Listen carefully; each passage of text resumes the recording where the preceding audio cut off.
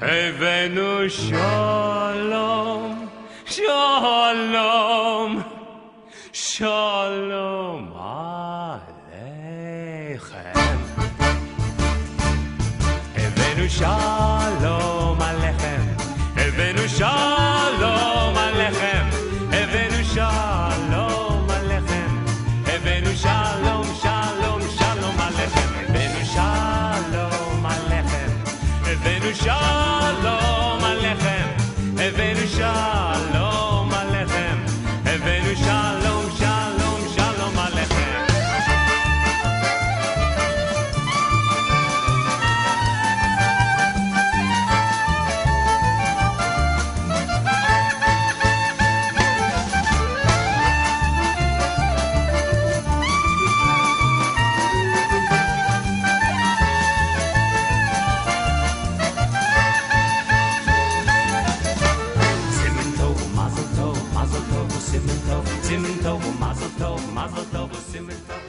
It's known as the Rambam Award. Now, Rambam, of course, is Maimonides, and Maimonides was an individual who was both a medical doctor and, of course, a Jewish scholar, and who worked hard at both of them.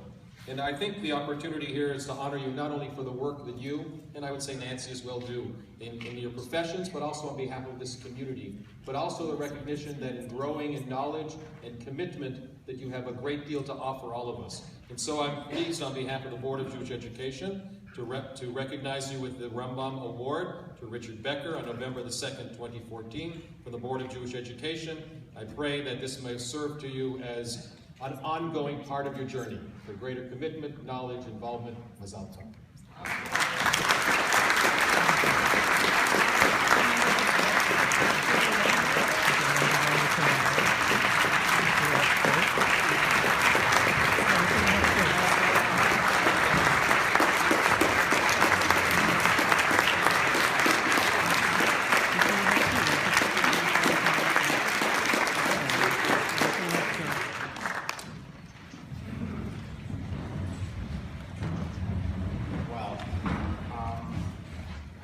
It's my bar mitzvah.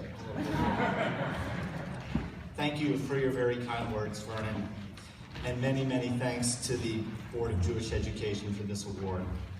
I also want to thank my friends from camera and stand with us for the vital work that they do. Thanks also to those who helped me with my blog. This is part of the speech where I was going to say, I'm really humbled by this award, but when my wife edited it, she struck that out. She said, really, Richard, that doesn't fit. So, okay, so I had to point that out. Gratitude and love to my family for their support, especially my amazing wife, Nancy.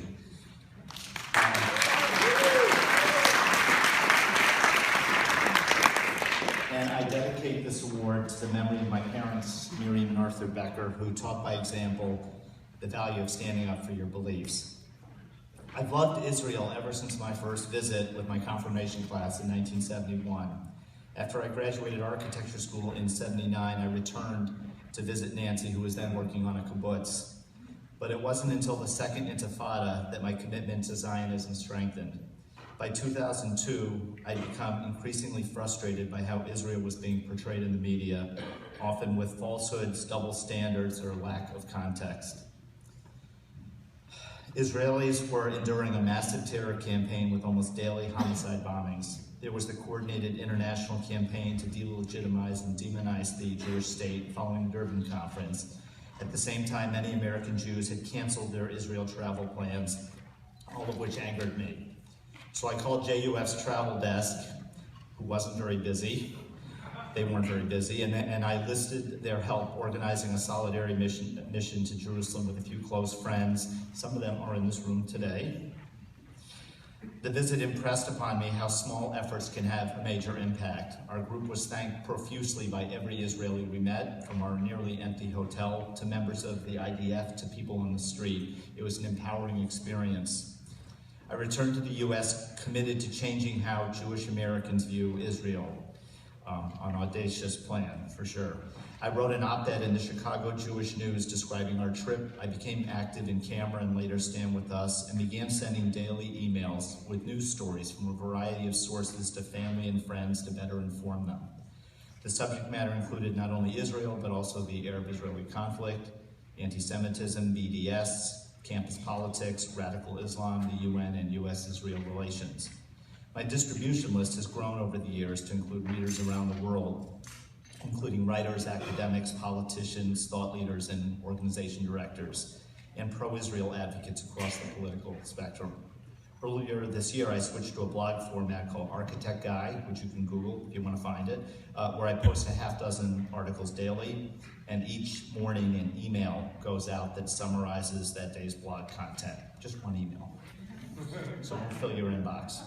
I blog in order to share different perspectives than you're probably seeing in your morning paper or on your network news or online.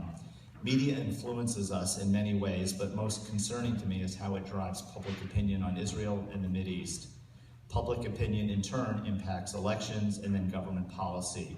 We're immersed in 24/7 messaging, not only through print, broadcast, and cable news, but also radio, internet, and pop culture. Ironically, for all this unprecedented volume of information, many in the Jewish community don't know or care to know much on this subject. I believe the stakes are highest with our youth, many of them in schools or on college campuses filled with anti-Israel and anti-Jewish rhetoric.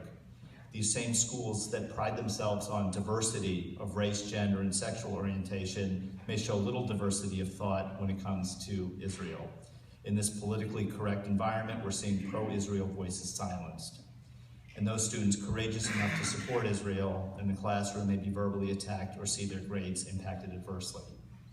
Or in the case of professors, it might result in their dismissal, as in the case of the late Professor Tom Klochak of DePaul. The Pew survey tells us that our Jewish youth is increasingly disconnected from Israel.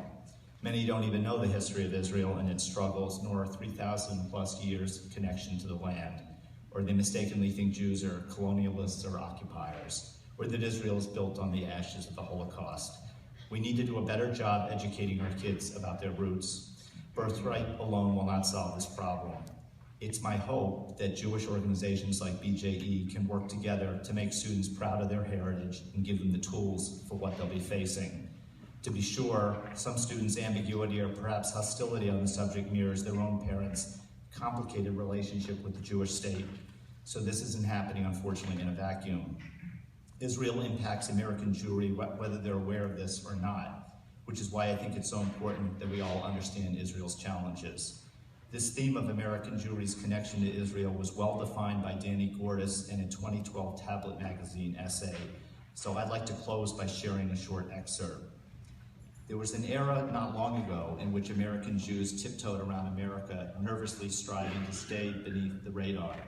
But Jews today no longer think of themselves as tiptoeing people. When Soviet Jews awakened and wanted out of their national prison, American Jews supported them. And the state of Israel made their rescue a national mission.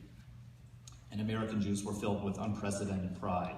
When Ethiopian Jews were caught in the crosshairs of a deadly civil war, the state of Israel whisked them out, and American philanthropists continue to make them a key priority. There's one more example here. And when the Air France plane was hijacked with Jews aboard, that was the state of Israel that came to their rescue. Much of what fuels American Jewish pride is the existence and the behavior of the state of Israel. In ways we do not sufficiently recognize, Israel has changed the existential condition of Jews everywhere, even in America. Without the state of Israel, the self-confidence and self-belonging that American Jews now take for granted would quickly disappear. This then is one of the greatest ironies of our time. The sense of belonging and security that leads many American Jews to believe that they do not need the state of Israel is itself a product of that very same state of Israel. And in moving away from devotion to the Jewish state, occasionally even opposing or undermining it, they're actually weakening the very source of the confidence that makes their political activism possible.